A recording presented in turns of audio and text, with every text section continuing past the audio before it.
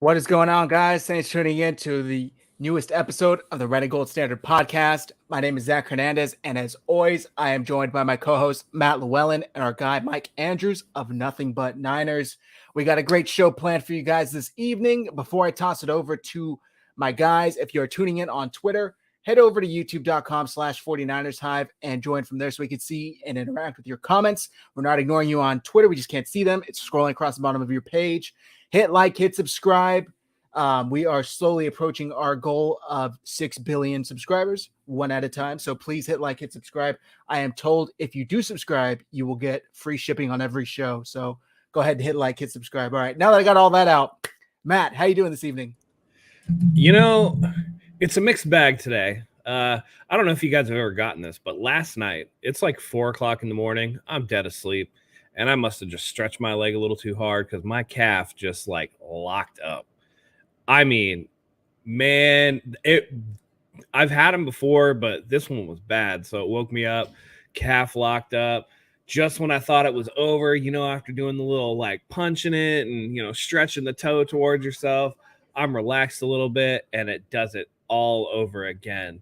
And it just locks right back up. So it was pain, relief, and then pain, and now I'm just left with this sad feeling, and that's kind of where the 49ers are at, to segue, with their quarterback situation, right? Just when we think that we have it all figured out, somebody makes a comment, Kyle Shanahan, that throws 49ers Twitter into a tizzy all over again, and so I'm sure we're going to get into it, so let's just go from there.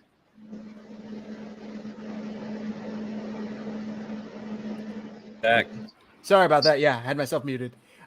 Those cramps are so bad. I saw this commercial about a month ago because I get the same problem really, really bad.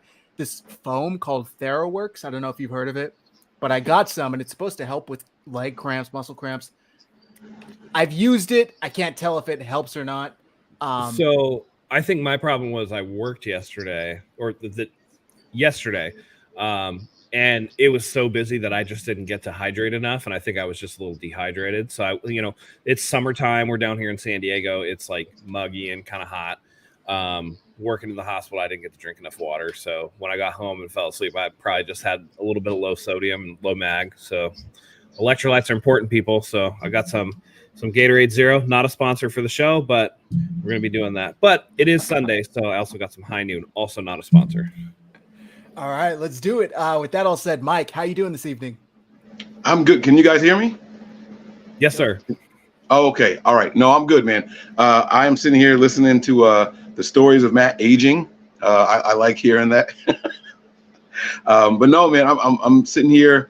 Got them vibing to some music. I was trying to be nice and calm and mellow, so I don't piss off anybody today. I don't want to upset anybody in the organization, or you guys either. So let's have a fun show. All right. I love it. Got a lot of people in the chat already. Hit like, hit subscribe, like I said. Without further ado, let's get into it. So these comments from Kyle Shanahan recently made the rounds on social media, but correct me if I'm wrong. These comments weren't recently, right? These comments were from back in May, and for some reason this clip just kind of regained steam. Any of you guys know that? No? Okay. I thought it was during his during training camp, and when he was on an NFL Network interview, he happened to say it. I had the video pulled up. I accidentally X'd it out right before we started. I'll pull it up right now again. But either way, what's your guys' take on it? I don't think he's saying anything outrageously, hot takey, but for some reason it seemed to send Twitter into a frenzy.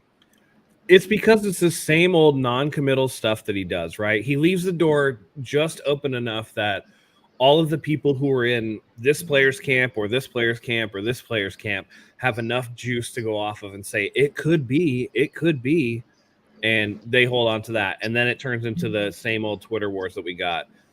So I think that's a big part of it. Mike? I like the non-committal stance from Kyle Shanahan, because what if the truth is he really doesn't have an idea of who's going to be a starter? What if he really isn't settled on one guy over the other? What if he hasn't seen enough of Sam Darnold to say that he is or isn't going to make the team in the kind of role that he's going to have? I think that this keeps everybody encouraged. This keeps everybody working hard and motivated. And it also gives them some personal, oh, you don't think I'm good enough? Like it's all the right ways to motivate somebody, and he should stick with it until he makes an actual decision. And there's no need to tell anybody. Like you guys don't need to know. I'm not telling the content creators, because as soon as I say something the wrong way, they're gonna blow it up, and the whole world is gonna know. And then boom, competitive advantage. I mean, they kind of did that anyway, and he didn't even say anything. So I don't have a problem with him keeping it, close to the vest. He should. He's the coach. He's got to see what's going on, and it could be any number of things. Maybe Trey Lance really does look that improved. Maybe Brock Purdy is not progressing as fast as they want since starting to throw the football. We don't know anything. That's the whole key. But everybody's going to take a little inch and run with it as far as they can. So that's where we are at this point. So Joey clarified the comments were from March 28th in an interview with Steve Weich, and I pulled up not the interview itself. I don't want to get the stream claimed, but I do have like an article from NBC talking about his comments. So let me pull it up here. So he said, "We've got 3 guys who can play, and there's only 1 spot, and we have a good team. So I see it as a cool situation. And last year we had some unknown. We believed in Trey, but he hadn't gone out and done it yet. But we believed in him. We got to see him for a year and a half, what he could do, and he lost that opportunity, which happens in football. And we had another guy come in very similar to Trey, but less reps and stuff. And Brock got that opportunity. So now we're in this situation. And it's just, I get how everybody wants something set in stone, but it's not set in stone. But I love the options, and I love the experience that Brock got. I love that Trey has gotten some too, and I love the ability that we have in the room. And besides those 3, I love our team around them. So let's play it out." Yeah, I don't see anything hot takey here. This is as careful and vague as a comment from a head coach that I would expect, especially 2 quarterbacks coming from injury and a third that was in Carolina last year. So how did this come back up? Do we know? Somebody tweeted out the video. Gotcha. Okay. This sounds, and this is even older, right? This is before Brock Purdy was even cleared to throw a football. So he should be ambiguous, because they had no idea at that point whether or not he was going to be ready to go. I'm sure they have a better idea now, but we're not hearing anything at this point. So yeah, a little bit weird that this has come back around, but what's old is new again, I guess. we're just getting excited for training camp and looking for anything to talk about on as content creators, as people tweeting and all that stuff, article writers and all. It sounds exactly like what he said during the state of the franchise and the letters to 87. Every time he's spoken, it's the same thing.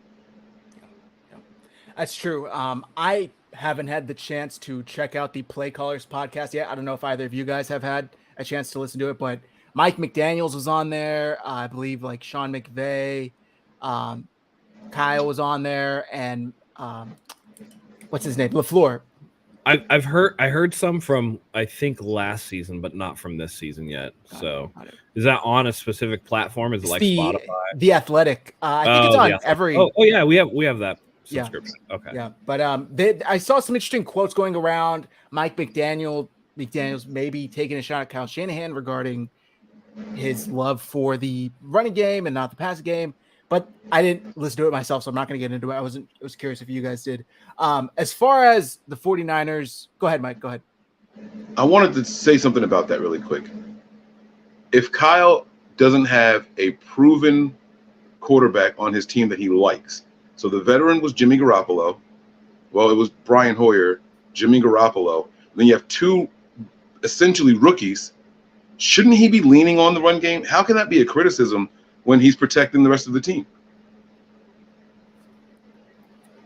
I don't know. That's a really good point. I'd also like to point out that McDaniels needs a chill, since Kyle got up in that ass with Mr. Irrelevant playing in his first game after Jimmy went down. So, right. You might want to watch that. Also, that's the game that we, got to bust Raheem Mostert and Jeff Wilson Jr. because they didn't do shit. 7 carries, 30 yards for Raheem Mostert. So he might want to just a little bit. And not only that, but it's not like he was talking crap about Kyle Shanahan and the 49ers injury at quarterback, but Mike McDaniel went through the same exact situation with Tua and then their backup quarterback.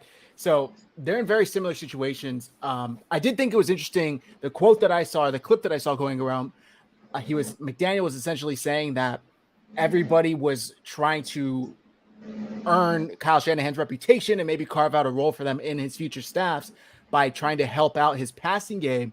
And he basically said, I saw an avenue where I could focus on the running game and allow myself to kind of curate that and fine tune that.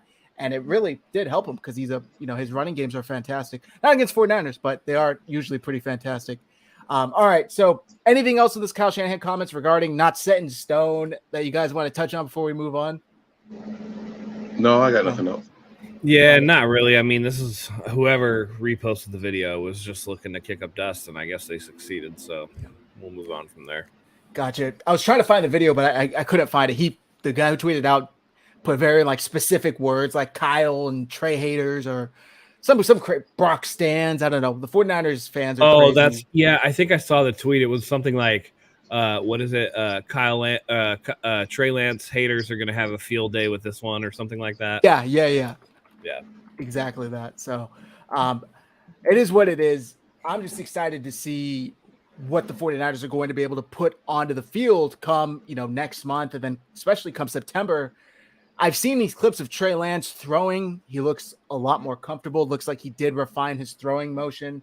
But the conversation to me continues to go back to what can Trey Lance do to actually win the job prior to week 1?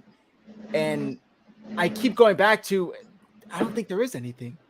I really don't think there is anything. I think it's still Brock's job to lose. Granted, he's healthy enough to start week 1, but maybe you guys feel otherwise. I think that if Kyle notices a different dynamic in the offense during practices that he likes, again, I'm not saying a better offense. I'm saying a different dynamic in the offense that he likes. If Trey Lance is going to cause another linebacker to be hesitant, if Christian McCaffrey is getting commitment from one linebacker and Trey Lance is getting commitment from another one, and he notices that opens up things down the field, then perhaps Kyle says, you know what, that's going to be better for the spacing for the rest of the guys. That's the only difference that the offense might maybe have, but he won't be able to tell that until we get to actually preseason. And that's assuming that, these guys are going to, that's assuming that these guys are actually going to game plan, so to speak. I think that will benefit greatly from the joint practices because then those guys will be trying to game plan within those practices and we'll get a very, very vanilla actual preseason game. Aren't the Niners doing joint practices twice this offseason? I don't know. I know that they're doing one with the Raiders. I don't know. For some reason, I thought that they were doing 2, but I could be wrong.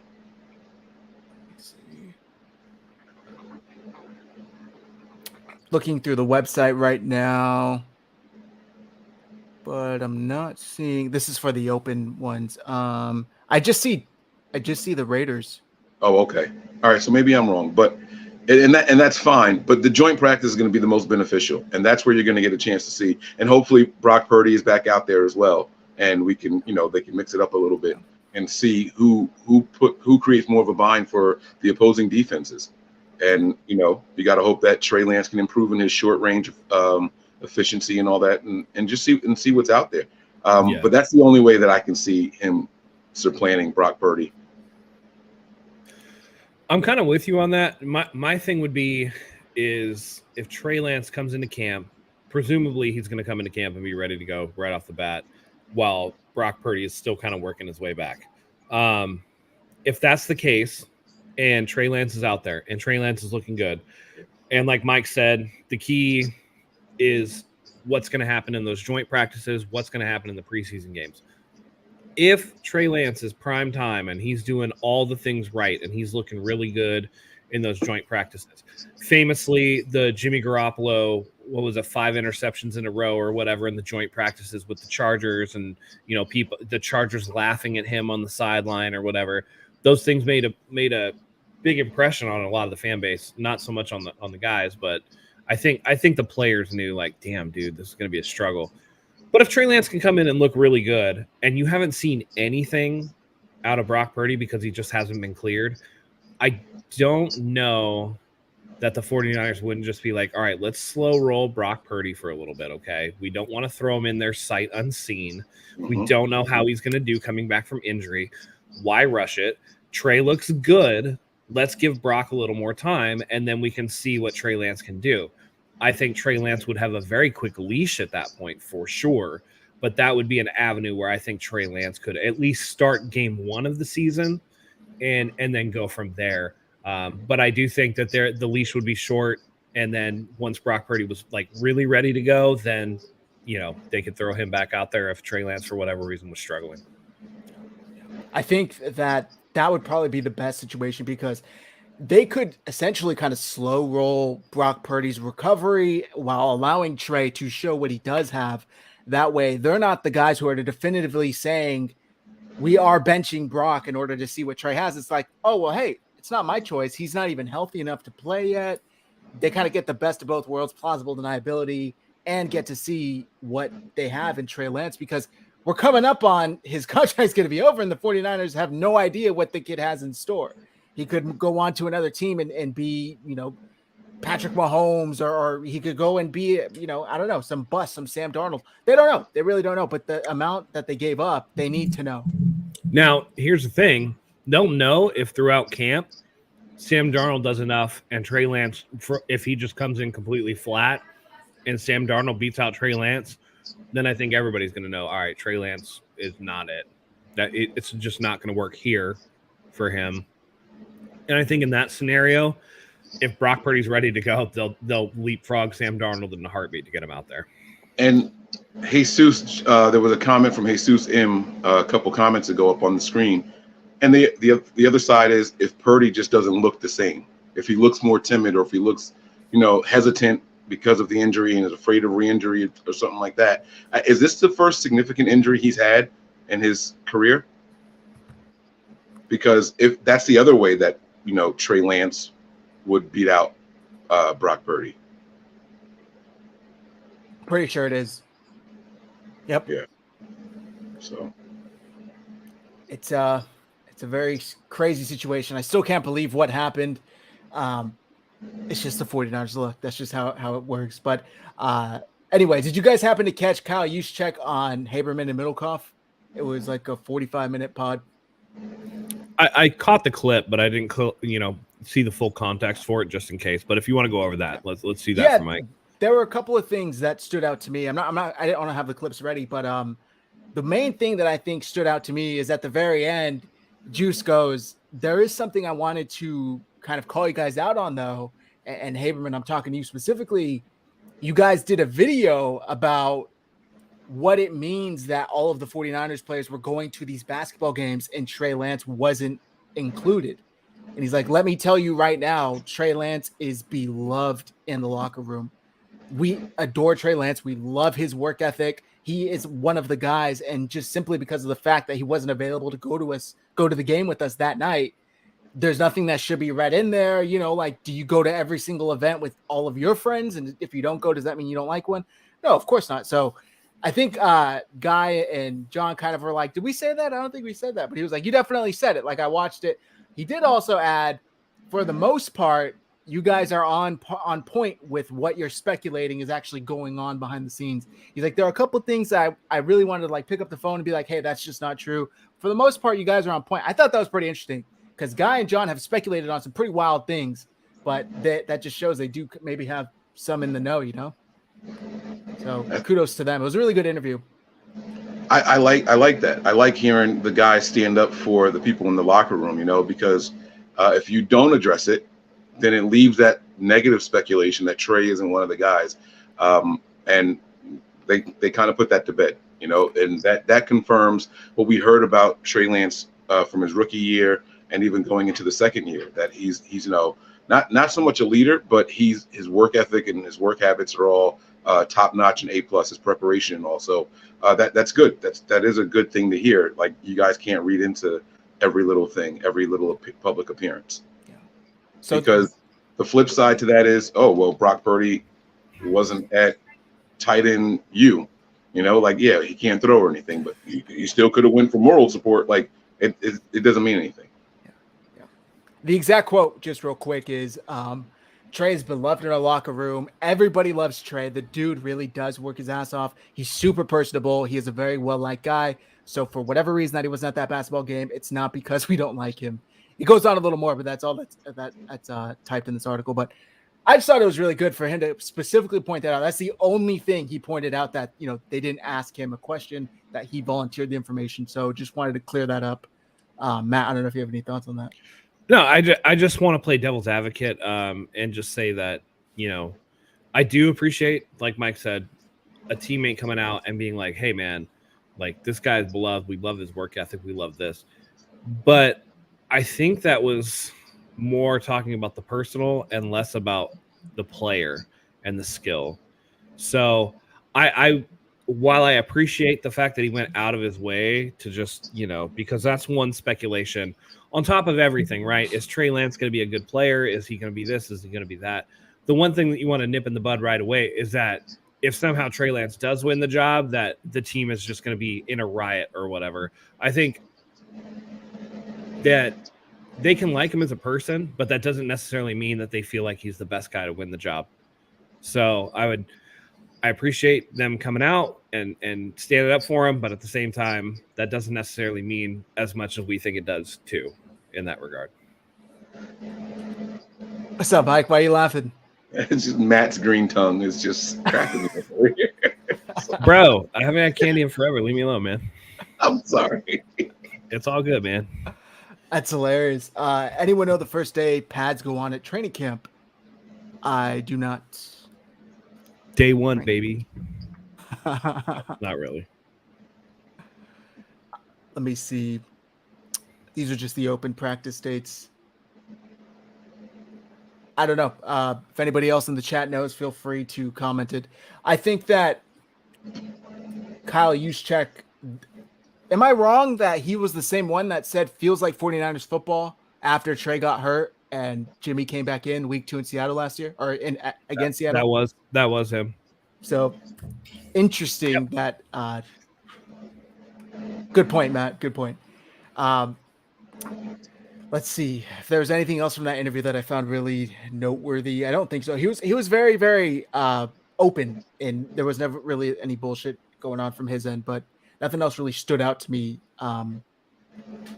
aside from that.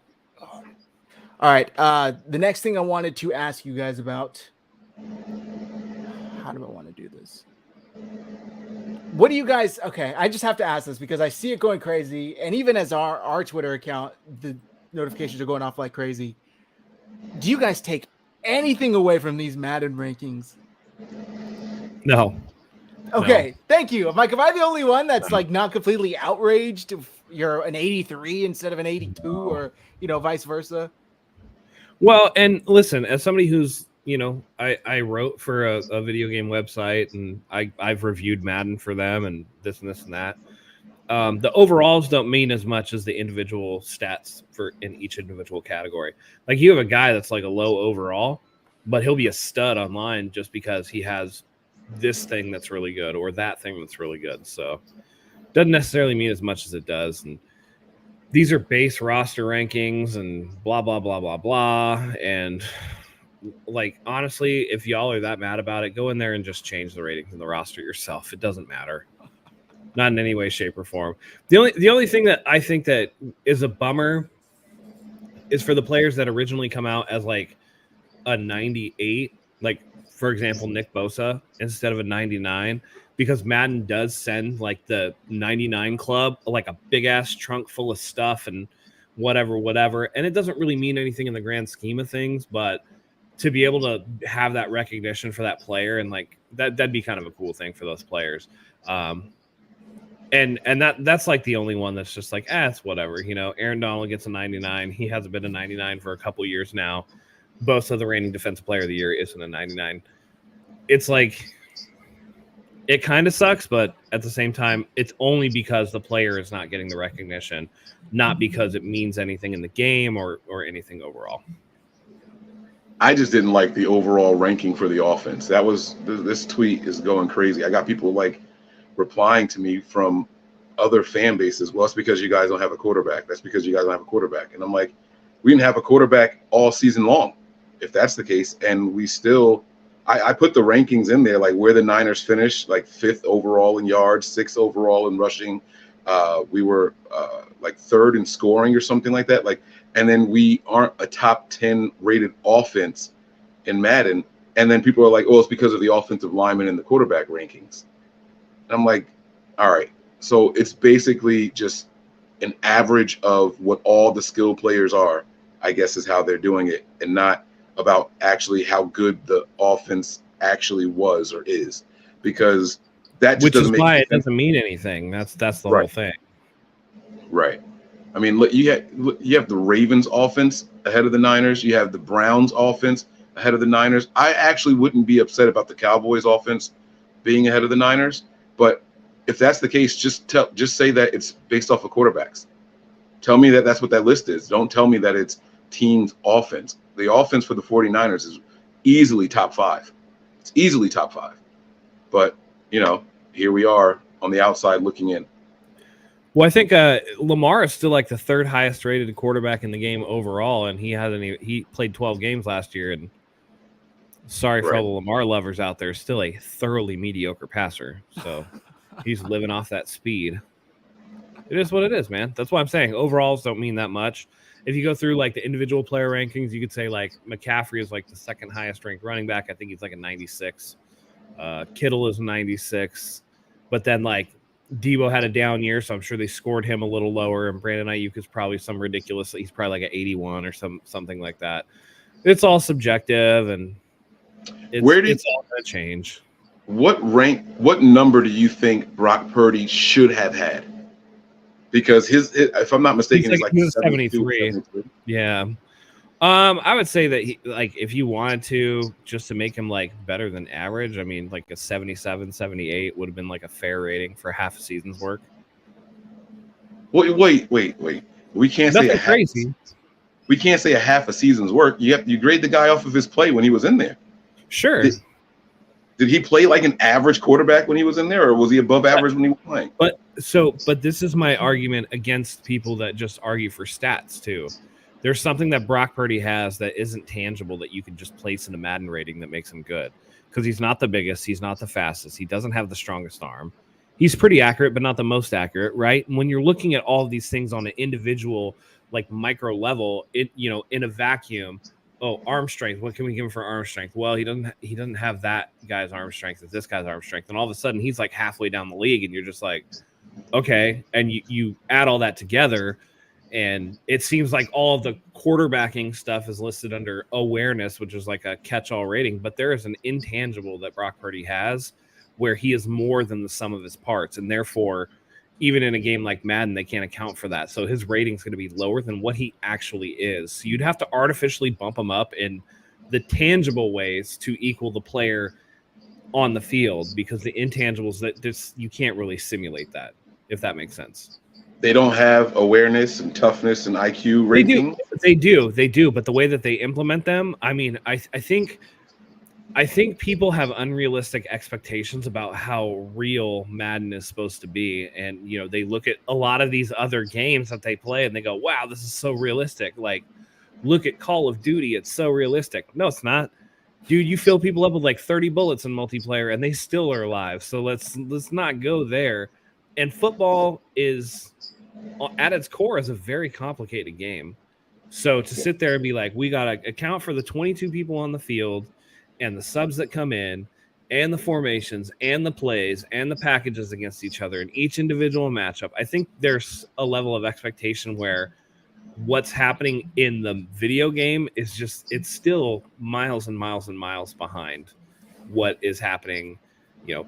Everybody loves NBA 2K. Oh, it's super realistic. Well, that's 5-on-5. Basketball, they run set plays, and if people can shoot, they can shoot. Football is a very complicated game, and I think that it's really hard to simulate. So I think people just, get upset about stuff, but I don't think that you can reliably rate people in a game when you have things that you just can't account for in a simulation. Real quick, Mike, you talked about how the 49ers weren't a top 10 scoring offense, ranked as such at least. I just want to remind people, after Brock Purdy came in against Miami, the 49ers put up 33, 35, 21 after an injury, 37, 34, 38, 41, 19, and then obviously 7 in Philly. But that one you can kind of scratch. But they were a very high-scoring offense. I mean, they were comfortably winning games by 2 scores more often than not. So I do think it's kind of BS that they're suddenly not a high-ranked offense, high-scoring offense, excuse me. But it is what it is. To answer your initial question, I would have expected, just like Jedi said, maybe a 77, 78. But again, I'm quabbling over like 4 or 5 points. Like overall, does it really matter? Like it's still a C, C plus, C. It is what it is. I'm fine with it. And I do think that there's something to be said with, we really just don't know. You know, and I think Sam Darnold and Trey Lance both got a 71, if that's correct, or something along those lines, which is fair. I thought it was interesting that Brock Purdy was the highest ranked quarterback for the 49ers, and I think that's likely why, because they just don't know what they have in Trey Lance, and they know Sam Darnold hasn't really shown anything to write home about. We got a super chat from our guy Sean. He says, I am appalled. You're right, Michael. Jackson can't throw. He's a musical genius. You guys think the team will wear cow pie boots or cleats to wade through Garoppolo BS in Vegas? Flies swarming.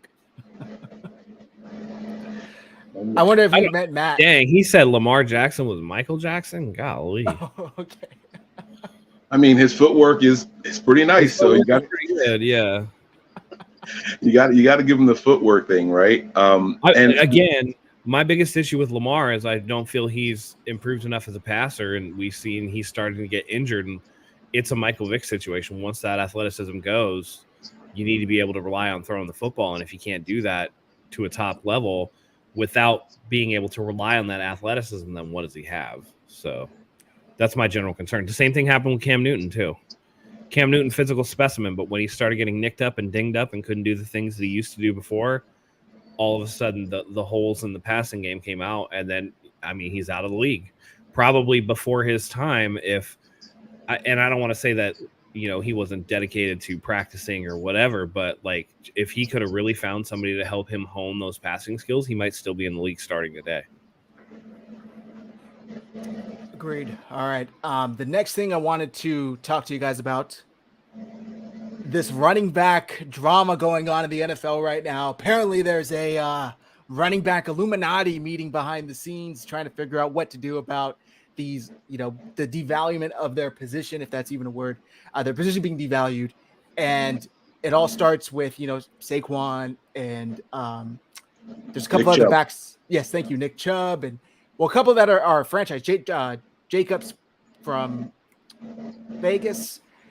And now they are meeting. There's, you know, McCaffrey, Nick Chubb, like you mentioned, I believe, Derrick Henry, CMC. Or I said McCaffrey already. Meeting to try and figure out what they can do. I've heard people tweet out that according to this meeting, they're talking about potentially over-exaggerating any injuries they may sustain to basically stress their importance to the team.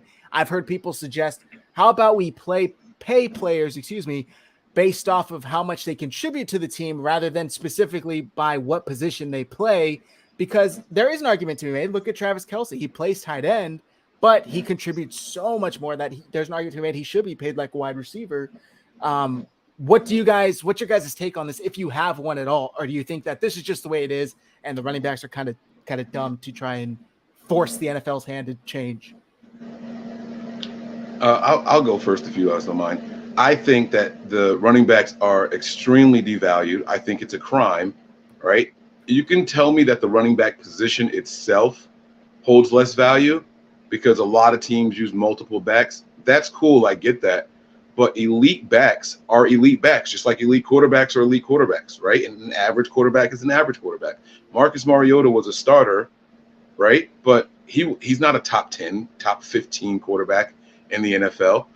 So when you have guys like Derrick Henry and Nick Chubb and Christian McCaffrey, those guys should be getting paid like elite players. They shouldn't have to take a knock because they get tagged and the average of the rest of the running backs is so low. That's not right. And, you know, it makes it so when these running backs that get drafted really, really high, they come with high expectations. These running backs that go out here and play above where they were drafted and they're dependable, and, you know, those guys should be paid and compensated accordingly. If you don't want to pay all running backs the same way, then that's fine. I'm okay with that. But it's like in the NBA, 20 years ago, right? You didn't just get a contract and become the highest paid player. The NFL really messed up when it was, all right, you're the next guy to get a big contract. This was the last big contract, so you have to make more than them. Well, no. Back in the NBA when Jordan was playing, I know I'm going way back, right? When they were negotiating contracts for players back then, are you better than Michael Jordan? No. Well, then you shouldn't expect to get more money than Michael Jordan. And I don't think that there's necessarily anything wrong with that. But when it comes to who I am in my position, am I better than them? Then it should be pay me more than them. I don't think that I hate the way that running backs have been treated the last 5-10 years in the NFL. It's a crime. You have these guys going out there putting everything on the line. They are guaranteed to get hit. They don't have the luxury that wide receivers have, that quarterbacks have, that tight ends even have. Those guys can run out of bounds. They can get down. They can slide and all that stuff. Running backs are going to take hits on every single play. Even if they're not the ball carrier, then they're going to be asked to pick up a block or something along those lines. Running backs have been extremely devalued in the NFL, and it is wrong. And there needs to be something that the NFLPA does for these guys, for those upper echelon guys need to be paid as such. I think a running back, this is going to sound crazy if you want, that's fine with me. A running back is more valuable to me. A good running back, an elite running back is more valuable than an elite wide receiver. I think an elite running back is more valuable than an elite tight end. I do. You look at the way this 49ers team clicked once Christian McCaffrey came here. He opened up everything for everybody. Everybody on the field benefited from him. The offensive line benefited from Christian McCaffrey coming to the 49ers. There's no reason that he should have to even think I'm not being paid properly. There's no reason to think that. He was always one of, if not the first running back taken every fantasy draft. And that's for a reason, because of his production. But what else does he do? And here in San Francisco, you're showing what else he brings to the table. He shows how he is a chess piece. He's a moving, he dictates coverages and so on and so forth. They talk about, Kyle was saying, as soon as we got him, the excitement of just, motioning him out as a wide receiver because he can run good routes and he has really good hands and all that, right? The elusiveness and all. That's a value. Pay him like that value. Pay him like the weapon that he is. Pay those guys that way. Nick Chubb, I saw that he was rated higher than McCaffrey. You can argue about that if you want, but he's a really good player. He should not be wondering if he's only going to get a contract for $11 million, $12 million a year. That's a crime. That's a crime. So I think that these guys are underpaid. They're definitely undervalued. And I'm not mad about their little meeting that they had, their Skype call or Zoom or whatever. People still use Skype. I don't know why I said Skype. But they are absolutely within their rights to have this meeting. And if the NFLPA is not going to help us, we got to find a way to help ourselves. And you can sit there and say, all right, well, they're just running backs. We'll just get somebody else to go in there and do it. That does not work in the NFL. You can see a difference when those elite guys step on the field. And so you got to pay them as such. Do you want to address this super chat from our guy, Sean? Thank you again, Sean, very much. He said, Mike, that's why all the running backs now that are good renegotiate their rookie deals to get paid before they are washed. In the 90s, multiple running backs would be taken round 1 and 2, not now. Yeah, so he's right. If you get 3 first-round guys at the running back position, 2 of them are going to come in the second half of the draft, in the second half of the first round, where before you would have 3 guys going in the top 15. Those days are long, long gone. And I kind of understand that coming out of college. But my thing is, once you see what they are, we got to find a way to compensate them. One of the comments that I read from this meeting that they had was, you're damned if you do and you're damned if you don't. If you go out here and you have 100 or 280 carries, you rush for 2,000 yards, then the next year they tell you, oh, well, he's probably going to be worn down really soon, so he's not valuable. Like, where does that come from? Do you say the same thing when a wide receiver goes out there and gets 1,800 total scrimmage yards? No, you paid Debo when that happened. You were excited about that option of an 1,800-yard player on your team. Why should running backs all of a sudden be, oh, no, that's not it? The way Christian McCaffrey was used in Carolina, I thought that this guy was about to be 30 years old. I had no idea he was as young as he is, just because of how much he's done in a little bit of time. And even battling through all the various nicks and dings and all that he had, I just felt like McCaffrey was much older than what he actually is. Then I realized after we traded for him and I'm looking him up and everything, like, we got this guy in his prime.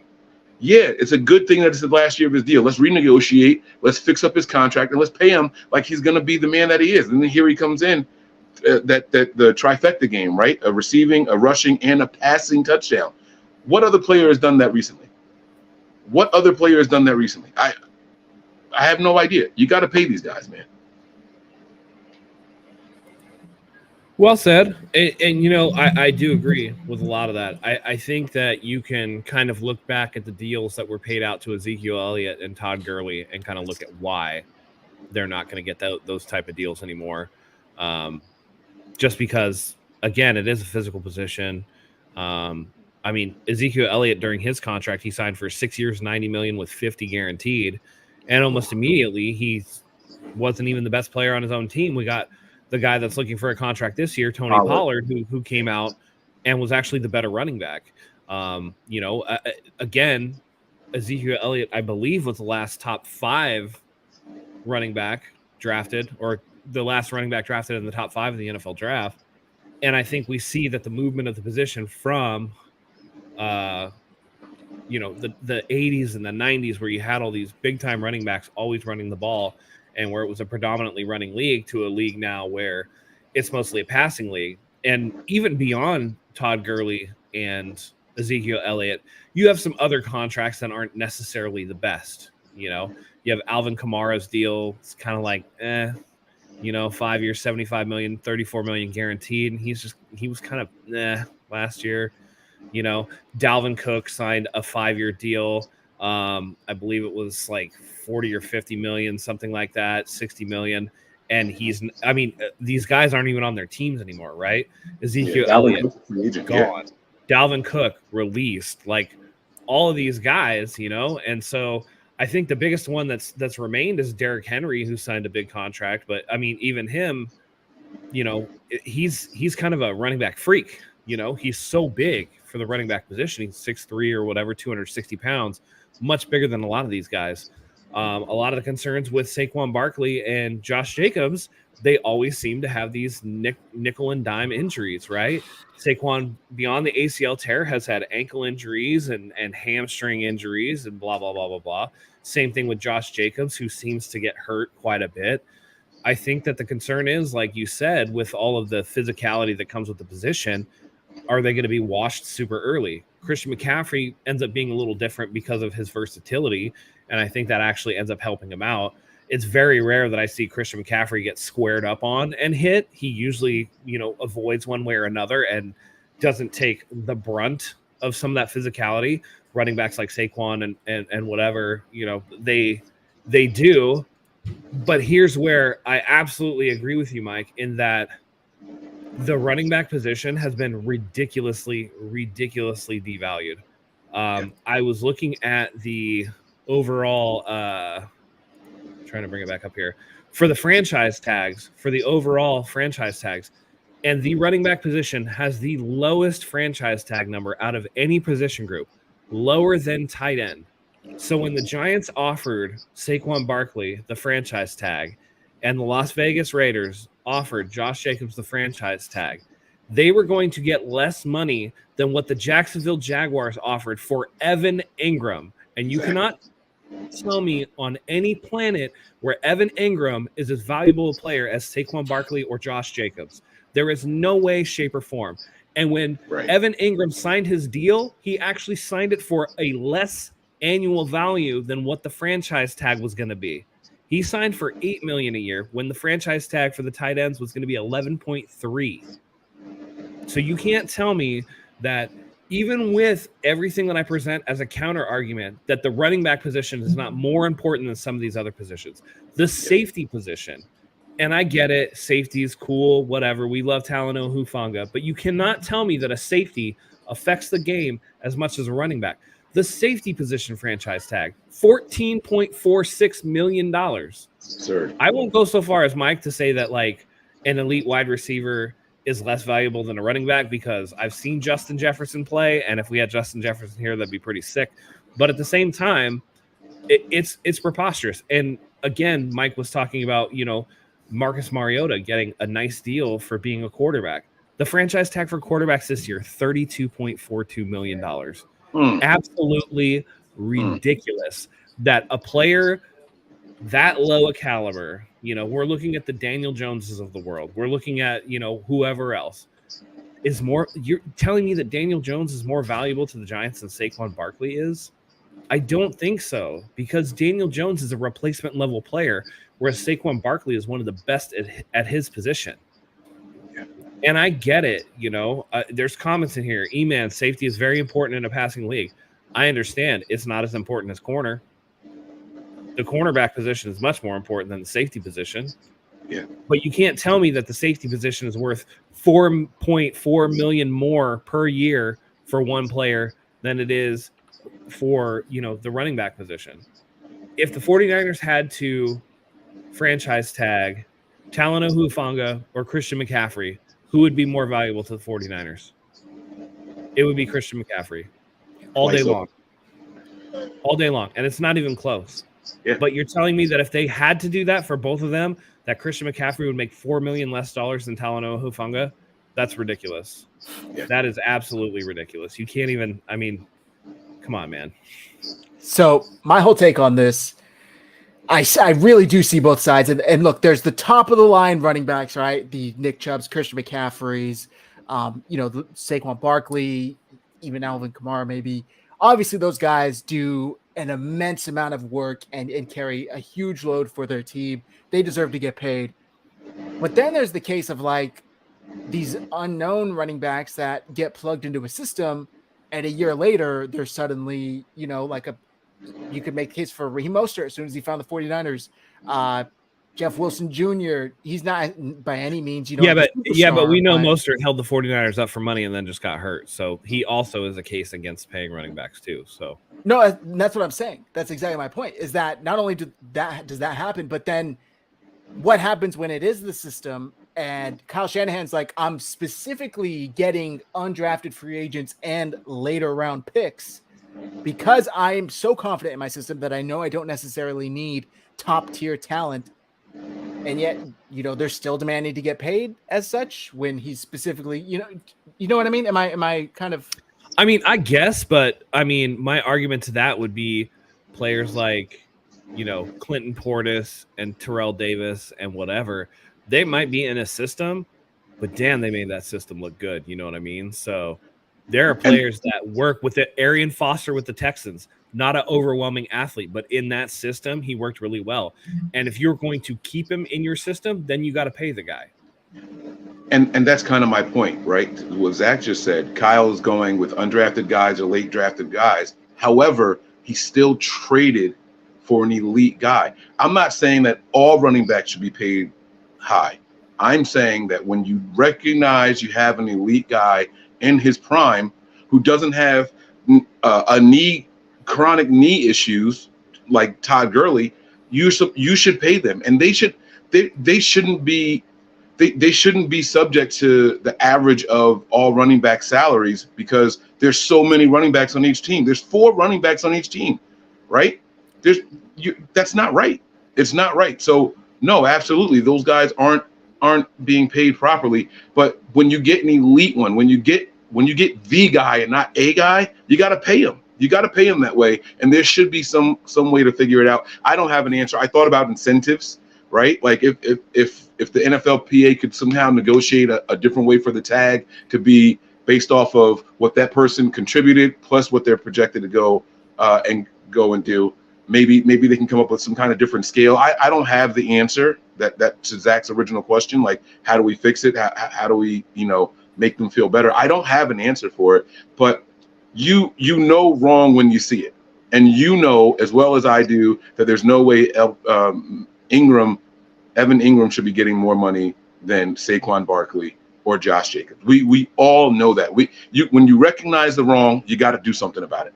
You have to. If they're the exception, then make them the exception. Pay them exceptionally well. Then, if that's the case, and that'll help that what that'll end up doing is it'll help the average for the running back market when they do get tagged. When you pay Christian McCaffrey like a top 30 offensive weapon, then that'll help later on, and I did say 30 because I'm including quarterbacks, I'm including left tackles, I'm including all these different positions. Christian McCaffrey is a top 30 offensive player in the NFL when you include all the positions. He's a top 30 player, right? So that'll help his position group when it's time for tags. And if I'm not mistaken, the tag rules for running backs are different than the tag rules for the wide receivers, which is also crazy to me. Right? Don't give me the top 10 average for this position group, but then give me the top 5 average for this position group. That's absolutely nuts. That's absolutely nuts because the top 5 quarterbacks in the NFL get paid damn near $40 million a year. Right? So if you're going to tag a guy like Jimmy Garoppolo, he's not top 5. He's not top 10 in quarterback production. Why should he be getting paid like the average of those top 5 guys? It doesn't make any sense. So you got to find a way to fix this broken system. Because it exists doesn't mean that it's right. You got to find a way to adjust it somehow. Well said. Really well said. My last. By the way, can I just point out that the AAV for Christian McCaffrey this season is going to be less than 21 wide receivers. Damn. 21 wide receivers make more than Christian McCaffrey, including venerable names like Corey Davis and Christian Kirk. Damn. Okay, yeah. Okay, so my last point on this whole running back topic was I needed to point out some, I don't know if it's misinformation or disinformation making the rounds on Twitter. I don't know the jargon anymore. There's too many is-informations, but there was the meme, not a meme, a graphic going around comparing It's the called average. bullshit, Zach. It is called bullshit. Yeah, I think they call it malinformation now. The average kicker salary compared to the average running back salary, talking about how outrageous it is that kickers make more than the average running back. It's a simple numbers game, folks. There are 32 kickers on a team, and how many running back? Like Mike said, each team carries 4 running backs. They're not all getting paid top tier money. Like it makes complete sense that the average for all 4-string running backs on 32 teams is lower than one top starting kicker on 32 teams. I just need to point that out because it was bugging me. Yeah. Yeah, but also that's still fucked up, man. I will say that. Kicking's because hard. it's not even like bro. So the average NFL salary for the average salary for an NFL running back is $1.76 million a year. That is criminal. Like, by the way, that's $1 million less than the average for any player on offense. I will say that kickers.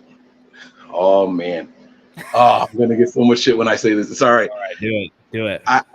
Kickers account for more points than probably any player on your team. So that actually is true. I kind of understand the kicker thing. You have a bad kicker, you're screwed, or you lose your kicker in the middle of a game, you're screwed. You're going for 2 every time. You can quickly fall behind when you needed to catch up. Those kickers are 90% on extra points. They're usually a good top tier kicker is 85+% for field goals. You can't guarantee 2-point conversions the way that you can guarantee the 1 point, or the 3 points. So I do understand it for the kickers, unfortunately. Mark says the 49ers in 2020 had Mostert, Tevin Coleman, McKinnon, and Jeff Wilson all together, making about what CMC makes today. Give me CMC and you 3 as his backups over all of those guys. They did ask Juice, by the way, the common question that do you think an average person can gain a rushing yard in the NFL? And he said, depending on the scenario, if it's 4th and inches, no. But if it's 1st and 10, we could probably get you a yard. So I thought that was pretty interesting. That's on the Haberman and Middlecoff. All right, the last topic I have for you guys this evening is about Jimmy Garoppolo, because today, I believe it was today, it was announced he passed his physical and is officially a Raider. The 49ers will get that compensatory pick. I believe it was a 3rd-round pick. But what I do want to ask you guys about, and I'm going to play the clip from, I believe it's from Netflix on Instagram. They asked Marcus Mariota, Patrick Mahomes, and Kirk Cousins who the most underrated quarterback in the NFL is. And as you can imagine, we're talking about Jimmy Garoppolo. So someone says, Jimmy, I was a little interested with this take.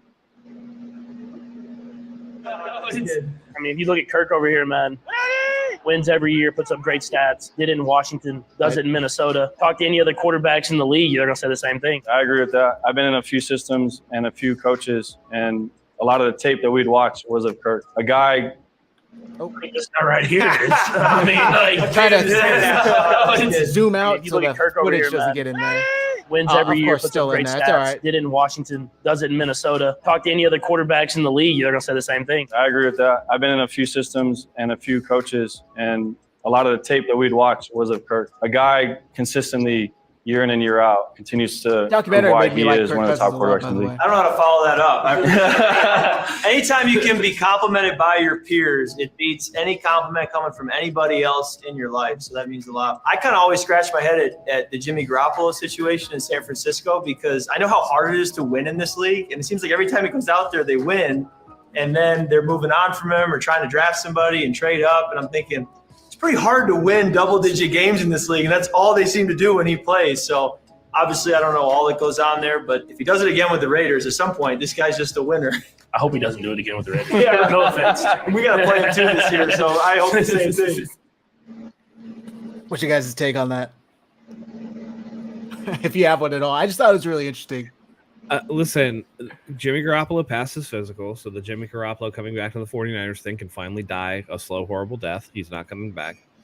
But because Patrick Mahomes said that Kirk Cousins is one of the most underrated quarterbacks in the league, here comes the Kirk Cousins to the 49ers after this season rumors again, and we're never going to be able to get rid of those. So I would agree. I think that Kirk Cousins in a lot of ways is underrated. I think in a lot of ways Derek Carr is underrated. There are a lot of underrated guys, but you can be underrated and still not be in the upper echelon of quarterbacks because the upper echelon is universally recognized. We all know Josh Allen is great. We all know Patrick Mahomes is great. We all know that Joe Burrow is great. Those guys are never going to be underrated. If you're a middle of the road guy, just pushing the ceiling of that elite, trying to get to elite status, that's where you can become underrated, but that might not necessarily be enough to be the guy in any given situation. So it's cool. It's cool to be like Kirk Cousins says, it's cool to be recognized by your peers, but do I think it means a lot? No, not really, because again, like I said, Kirk Cousins is allegedly this underrated quarterback, but what has he ever done in the playoffs? I can't, all right, not to duck the question. Does underrated mean based off of public perception? Sure. I think so, yeah. I think that's what they're going for. Like, how does the public perceive Kirk Cousins? And this is the players coming to his defense. Right. I only ask that because they mention Kirk Cousins in particular, right? And Kirk Cousins, no one talks about this, is the only player that I can think of that has had a guaranteed contract for the last 7 or 8 years. Yeah. He played on what, 2 or 3 franchise tags over there in Washington, and then he went to Minnesota, and every contract he signed, I think he signed 2 there, were for fully guaranteed amounts of money. I don't know any other player in the NFL that got fully guaranteed contracts like Kirk Cousins. So front offices don't undervalue him. He's not overrated or underrated. It's the public. It's the public. So based off of public perception, I think it's really hard to find an underrated quarterback. I can't think of one.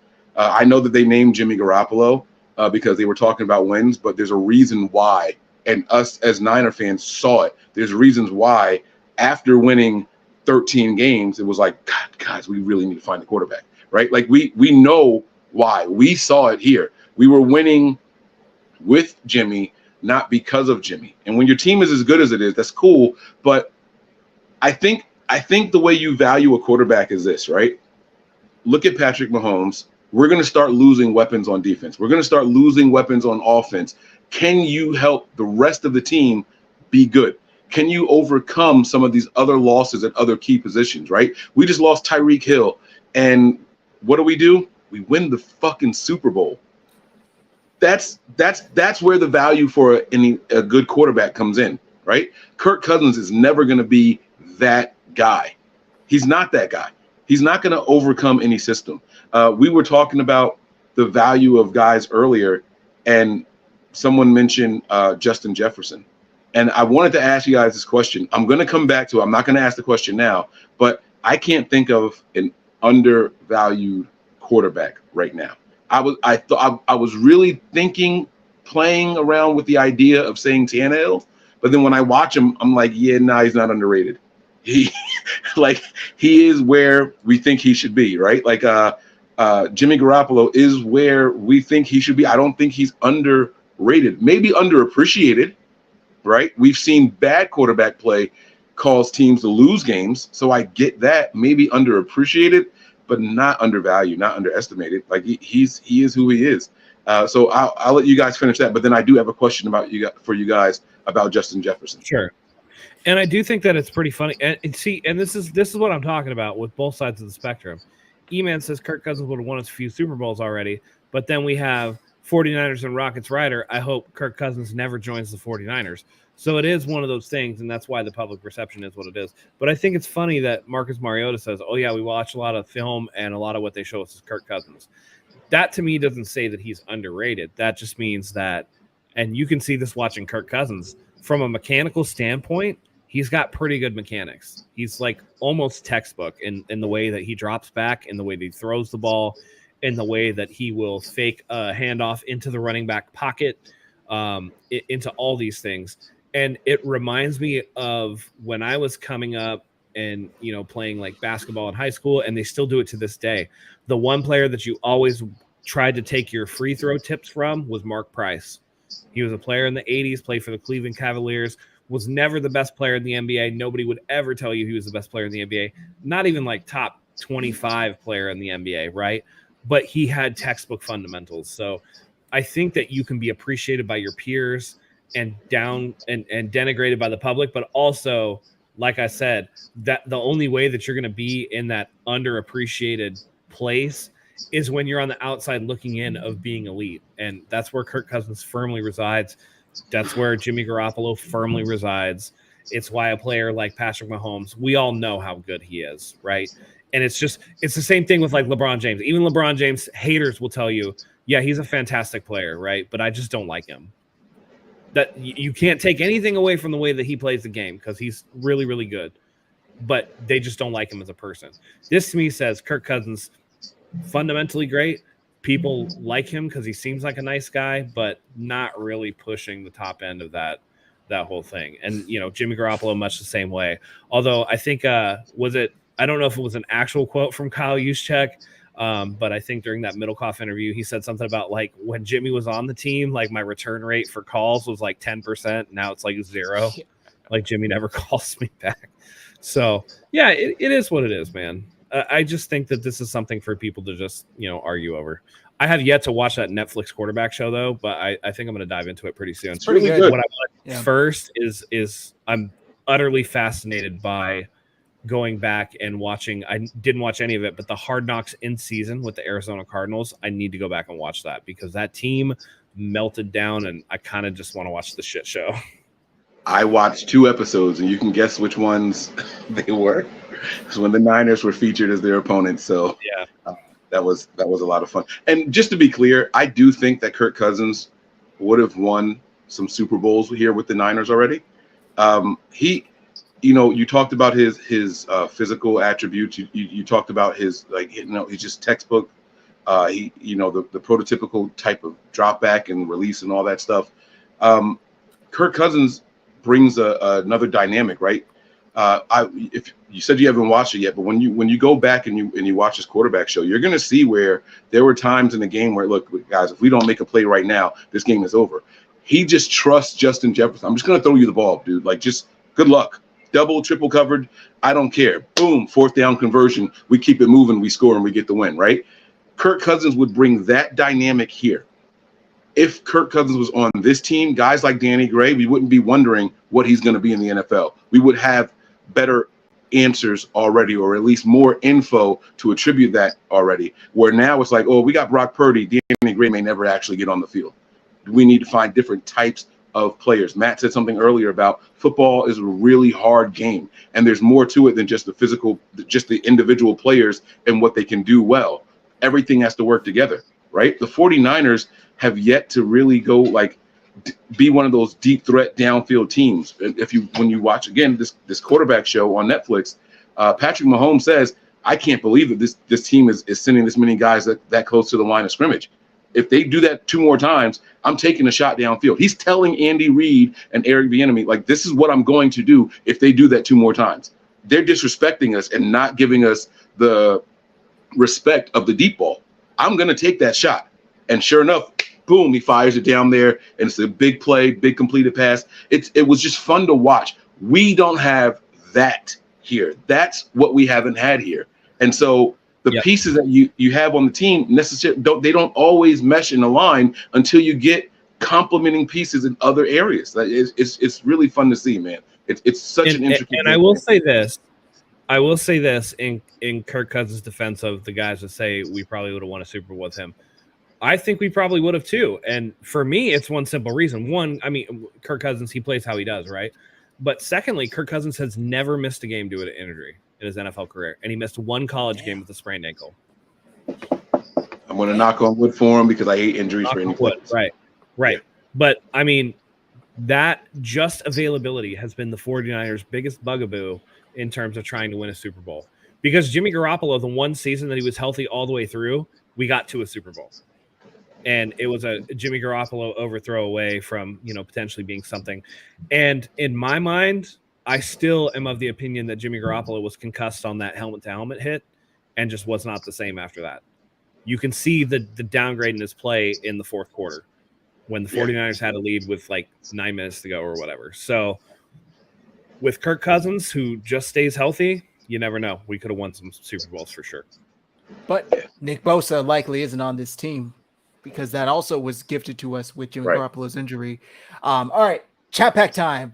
Let's wrap up this show. Go ahead. Can I just do the Justin Jefferson question really quick? Yes, sir. This will be a quick yes or no, right? As of right now, with the way this team is constructed, would you trade Christian McCaffrey to the Vikings for Justin Jefferson? No. I say no. And that is the proof that quarterbacks make a difference. That right there is that shows you that all 11 pieces have to be on the same page. No, but here's the thing, though. I'm looking at it from the 49ers perspective in the fact that we already have 2 really good wide receivers. We would just be bolstering a point of strength to create a hole. Do you know what I mean? Now, if I was Carolina, would I trade Christian McCaffrey for Justin Jefferson? Yes, I would. In a second. Because the probability that Justin Jefferson is going to be more productive for longer, in spite of the quarterback, is higher for me. So I'm looking at it strictly from the way the 49ers roster is constructed, right? Because the Minnesota Vikings took a really, really, really good running back in Dalvin Cook, and we're just like, nah, fam, thanks. See you later. So I don't know. It but gets that's a little... because they're not. I hate saying run first team, right? Because first downs 80% of the time is a run, right? But they're not a run first team. That's because they rely on the pass game. They rely on it. So the Niners are the exact opposite. But would we be the opposite if we had a quarterback that they trusted to sling it around the field? You know what I'm saying? The Niners are one of those teams that operate really close to 50-50 pass and run ratio. Not ratio, 1-to-1, I should have said, if I'm doing ratio. But it was 49-51 or something like that, right? The percentage of pass and run. Would we be that same way on offense if we had a quarterback they trusted and that can throw the ball all over the field? And that's just kind of my point, though. I'm not saying that you guys are wrong. I completely agree with you. I wouldn't trade them. Knowing the Niners and the team that we are all watching, it doesn't make any sense to make that trade. Right. It doesn't. And it's a tale of 2 teams, right? The 49ers ran the ball the most in the NFL. The Vikings ran it the least. So, but, I mean, are there any number of teams in the middle that wouldn't make a deal? You know what I mean? Mm-hmm. If you have, I can tell you right now, as good as Nick Chubb is, if you still have a Kareem Hunt in your backfield, do you trade Nick Chubb for Justin Jefferson? Sure. If the 49ers had somebody they could rely on more than – Elijah Mitchell, who has been injured often. If this was a Dallas, Ezekiel Elliott, Tony Pollard, trade one of them for Justin Jefferson situation, I could see them making that deal. But yeah, I don't know, man.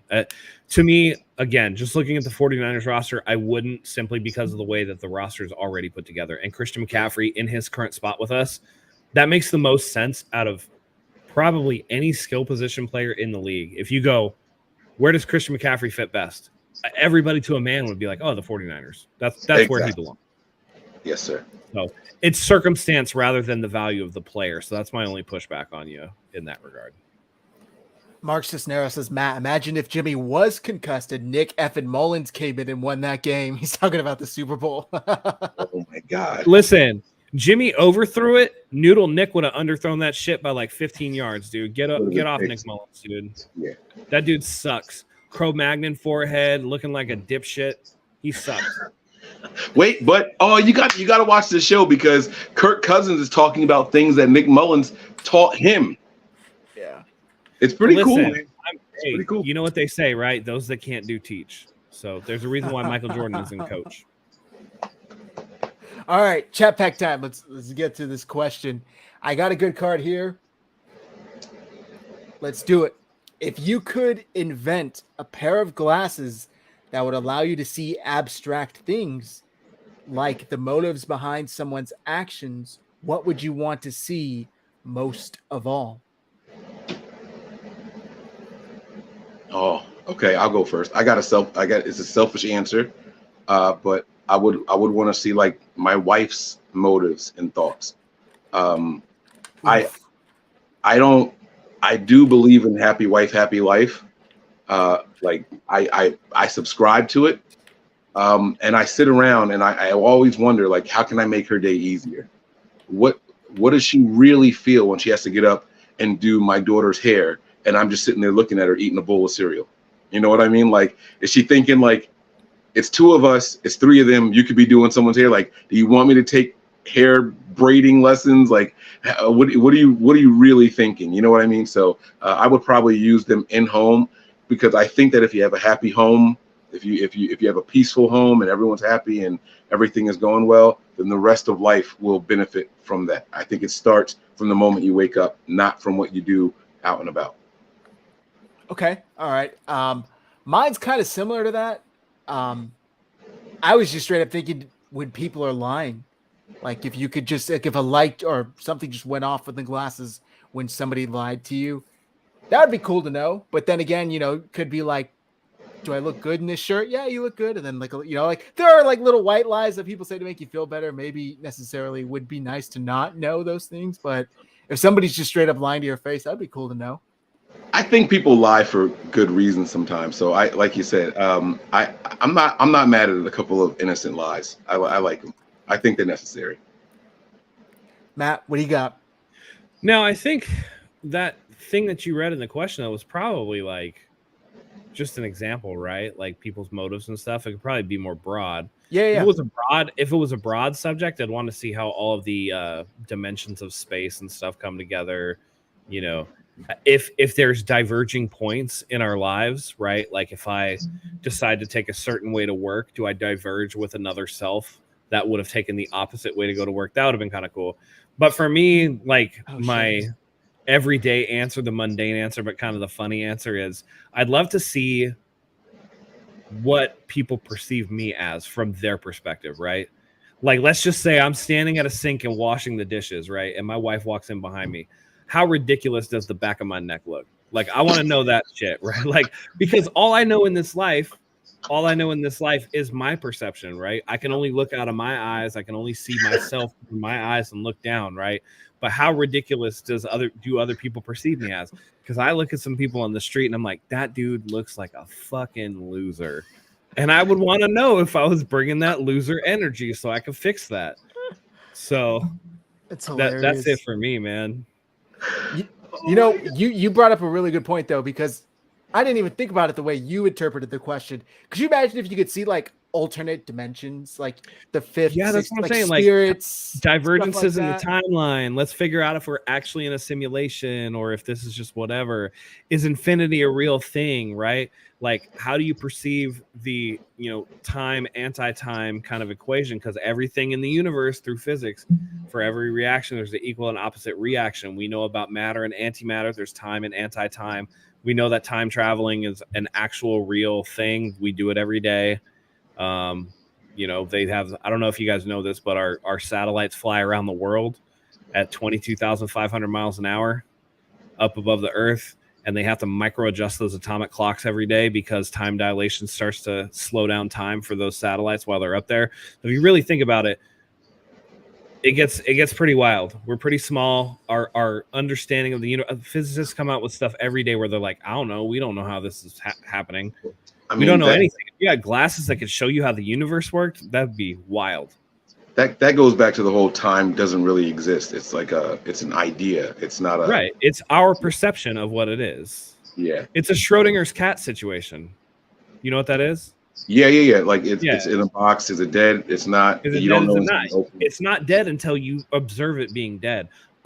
There's a theory in science that our observation of a thing changes the nature of the thing itself. So yeah, it becomes pretty wild, man. That's pretty cool. I have one more quick question. Yes or no? Sure, and it reminds something that Matt was just saying.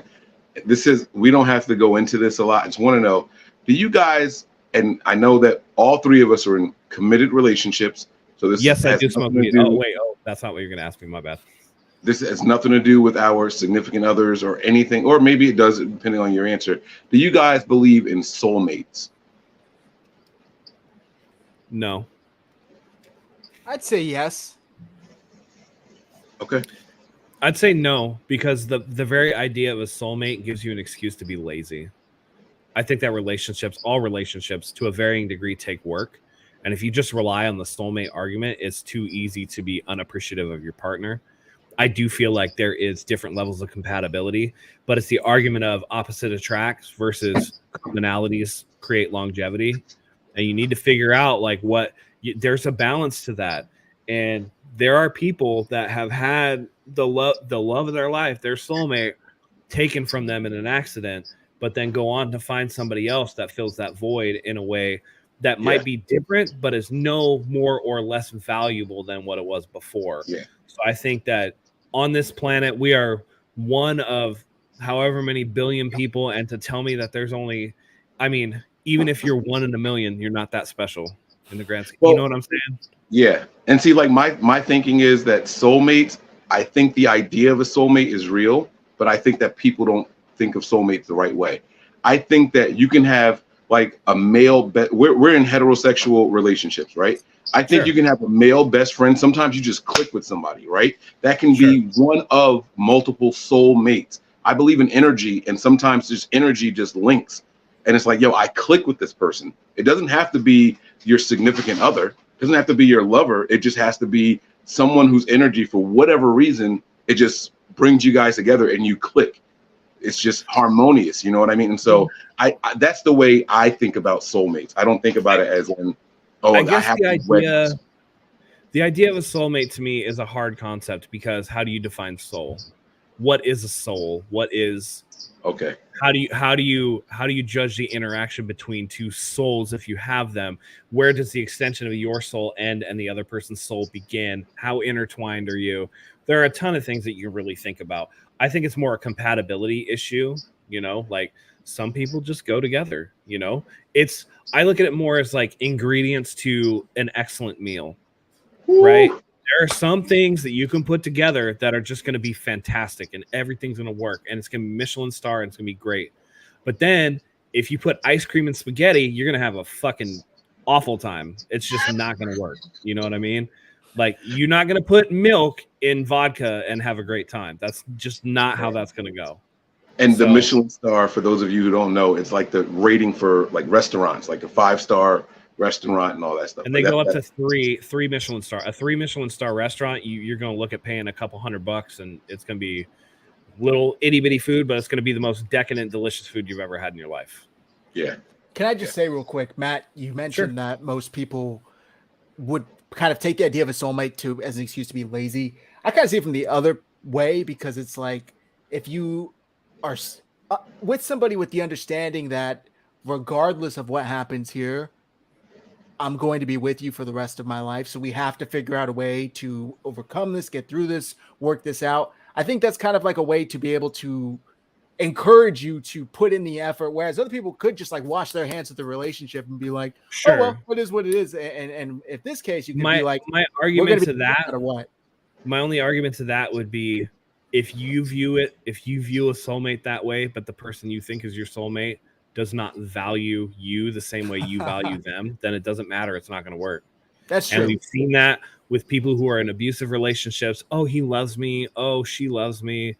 We're soulmates. We're meant to be together. And you will actually put up with more abuse than you would otherwise because, oh, that's my soulmate. If you go into it thinking like this person it's not a soulmate, but this person really compliments me well. This person really gets me. This person really understands me.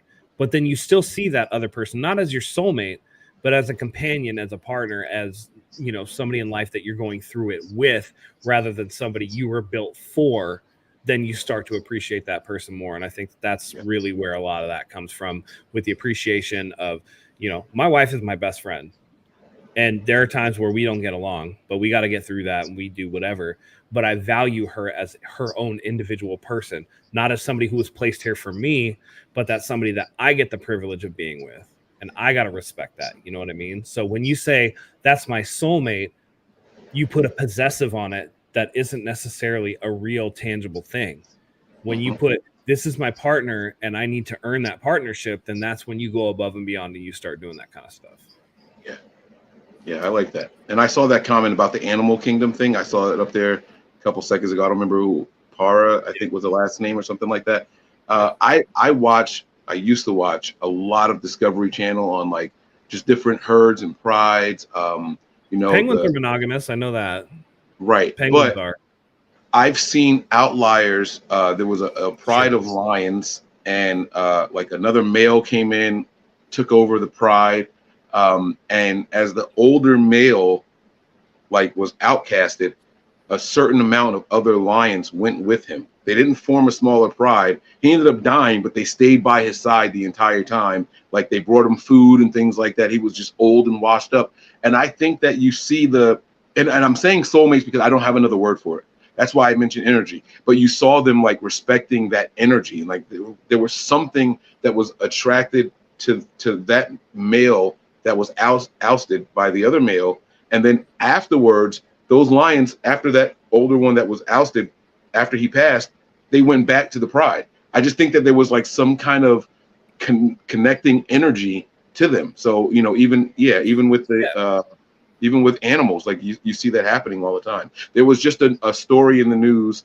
It was like 50 something whales washed up on shore. And this was this past week. And it turns out they think that a female was giving birth, had trouble, and she washed up on shore, and 50 other of that herd or whatever you call a group of whales went with her on shore because she was having complications, and they all just died with her.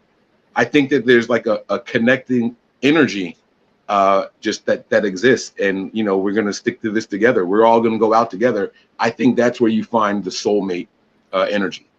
Yeah, and you can look to the animal kingdom, I think, to a certain degree, but I would argue that because of our advanced reasoning skills and our advanced logic and things like that, our problem solving, our ability to conceptualize outside of ourselves, then we're not going to do the 50 whale thing.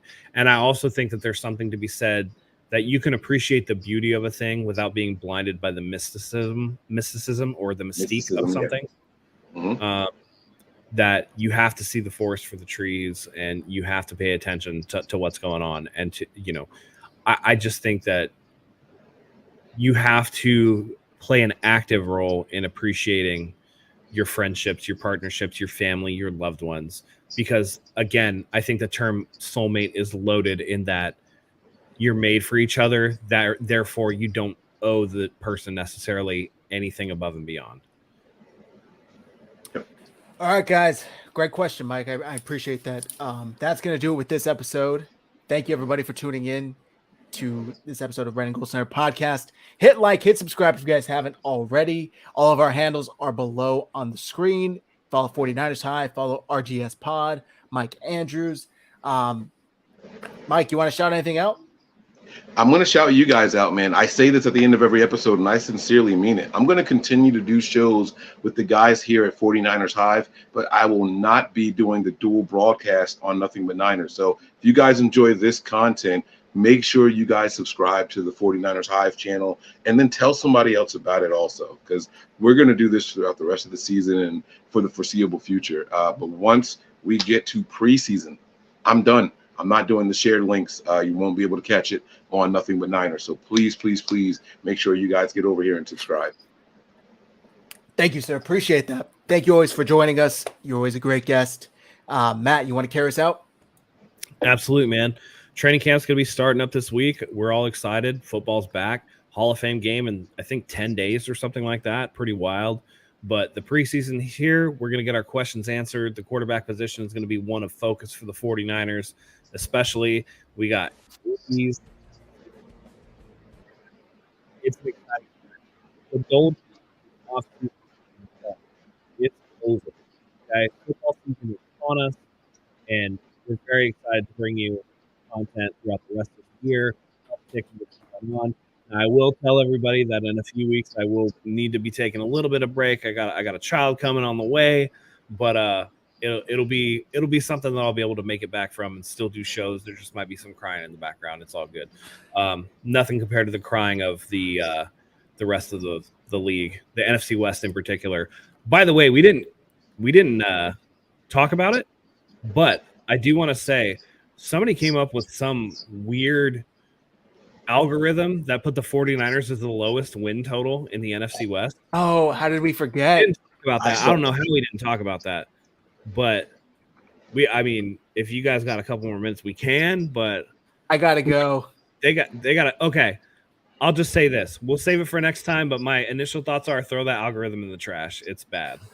So that being said, Mike, thank you as always for being here. Love having you here, man. It's always a pleasure. I love it when you get to cut loose and you don't have to play host. It's always fun. Zach, the host with the most, I'm looking forward to joining you on one of the Nothing But Niners, even the Patreon or something like that, man. I want to see you let loose and not have to host. Yes. It's going to be awesome. It's going to be awesome. So thank you as always, everybody, for joining us. Join us next time on the Red and Gold Standard podcast. We're going to be bringing you super awesome content throughout the season now that football is back. With that being said, for Zach, for Mike, for myself, until next time, go Niners.